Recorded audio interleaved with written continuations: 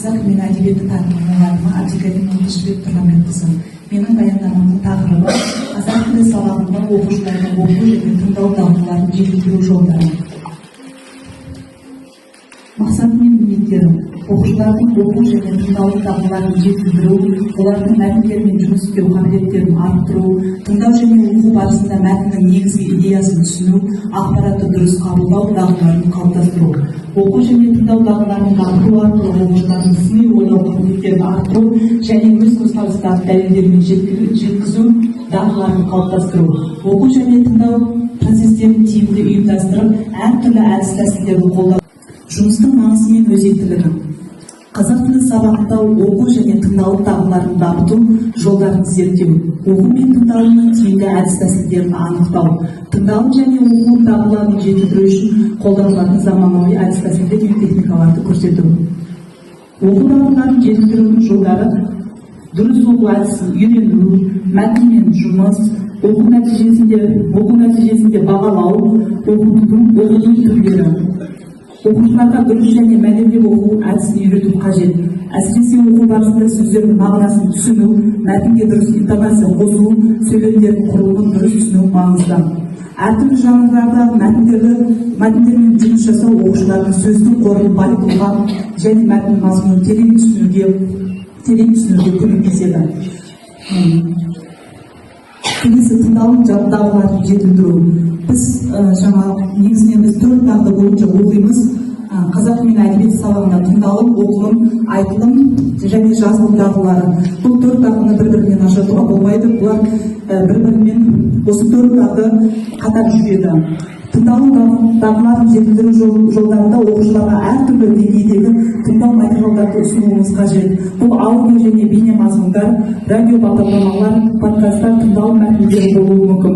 Мұндай материалдар оқушылардың тыңдау деңгейіне сәйкес болуы тиіс. Және қайталап тыңдау және талдау. Кейде тыңдалған материалдарды бірнеше қайталап тыңдау оқушылардың материалдарды жақсы түсінуіне ықпал жасайды. Әсіресе күрделі сөздер мен сөз тіркестерін тыңдау кезінде қайталау маңызды. Енді мен өз тәжірибеммен бөлісетін болсам, қазақ әдебиетінің сабағынан 6-шы сынып қазақ әдебиеті бойынша Сайын Мұратбековтің Жусан иісі повесіне үзіндіге тоқталғым келеді. Бізде мәтіндерді оқушылар бір сағатта оқи алмайды, сондықтан әрқайсысы бөлімдерге бөлініп бізге берілген, сол бөлімдер бойынша біз оқытамыз.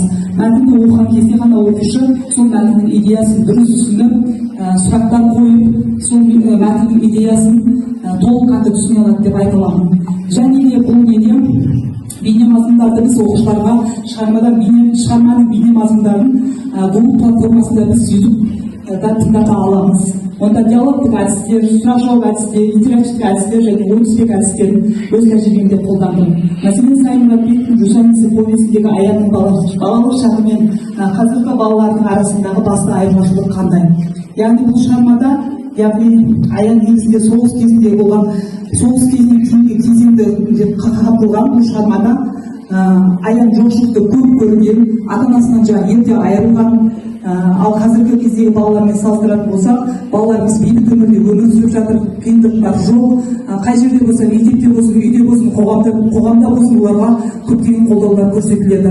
Ал екеуіне ортақ нәрсе арман мен қиял, достық пен ойынға деген қызығушылық, мейірімділік пен қолдауға мұқтаж, үйренуге тануға құштар болып табылады. Аян енді ары қарай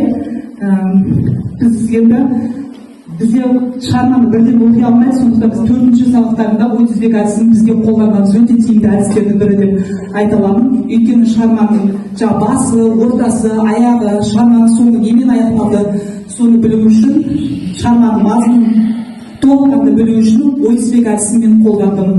Және де Google платформасында, Google программасында осындай дайын сұрақтар болады. Я болмаса өзіңізде құрастырып, сол шығармаңызға байланысты өзіңізде құрастырып, жаңа жұмыстар мен жасадым. Достар, бүгінгі тәжірибе üzerinde Қазақстан технология сапалы білімінің институты бүгінгі тәжірибе конференциямыз болсын. Басқаша ерекше өтіп жатыр. Бәріңізге рахмет. Сөйлеудің өзі бұның бәрі ең кеңескерлігі бәріңізге рахмет айтамын. Жоғары дәрежелерде жақсы жасалған қорытындылармен